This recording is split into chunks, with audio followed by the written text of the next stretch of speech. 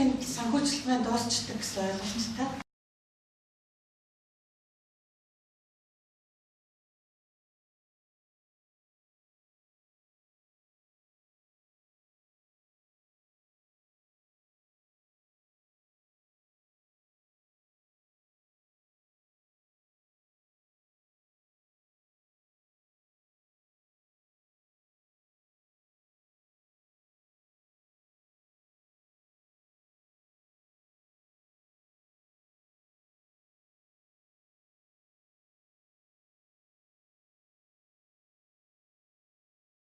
Эрүүл мэндийн даатгалын үндэсний зөвлөлөөс хуучин 8 дугаар тогтоол шинжилэгдээд 2018 оны 6 сарын 25-ны өдөр шинжилсэн 10 дугаар тогтоол гэж батлагдаад 7 сарын 16-наас эхлээд дагаж мөрдсөн байгаа. Энэхүү тогтоолоор 173 ерөнхий нэршлийн 650 нэрийн эмэнд 20-80%.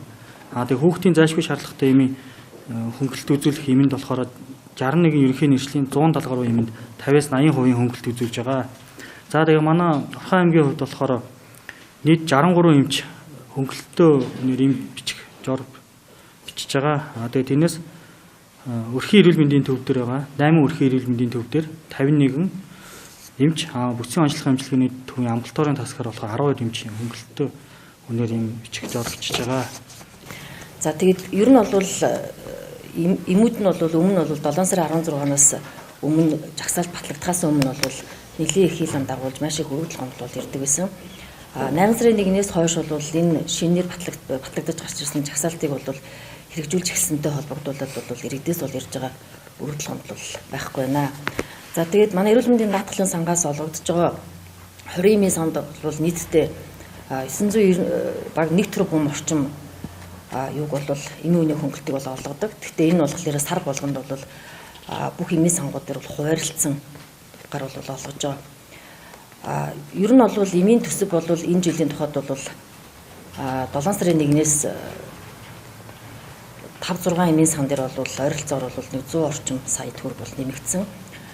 Тэгээ сая бол 11 сард бол мөн адилхан 6 эмийн сан дээр бол нэг 6 сая орчим төгрөг бол нэмэгдсэн. Ингэж бол эмийн сангууд дээр бол эмийн төсөв бол ажиллаж байгаа.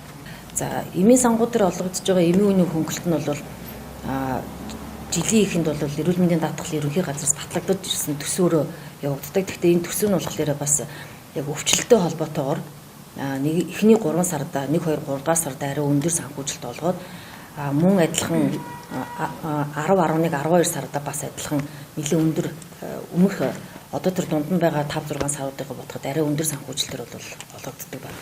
Иргэдөө одоо жараар үйлчлүүлдэг одоо антибиотик юм уу амбулаторын одоо жишээ зүрх судас юм уу эмнэлгээр үйлчлүүлээс иргэдэл одоо бас нэлээд өндөр үнэтэй эмчилгээнүүдийг бас бичүүлдэг байгаа. Тэрийг бас төдийлөн бас эрүүл мэндийн даатгалын хөнгөлөлтөө эмийн жараар авахыг иргэд бас зарим нь мэдэхгүй байдаг учраас бас судалтай авах тохиолдол байдаг. Одоо бол ингэж бүх эмийн сангууд бол сарын турш олгож байгаа учраас бас иргэд бол 20-оос хойш хоцорлоо гэхгүйгээр бас нарийн мэргэжлийн эмчийн амбулаторын картн дээр үндэслэж бас өрхийн эрүүл мэндийн төвийнхаа өрхийн эмчээс бас хөнгөлөлтөө эмийн жараар бас авах боломжтой байгаа.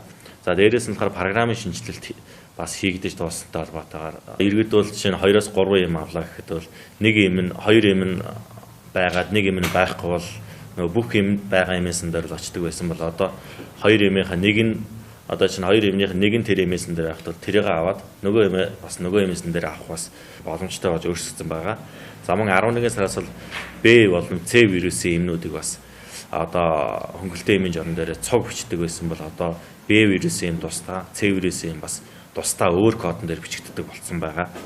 За гэх мэтийн шинжилэлт өөрчлөлтүүд л бас хийгдэж байгаа.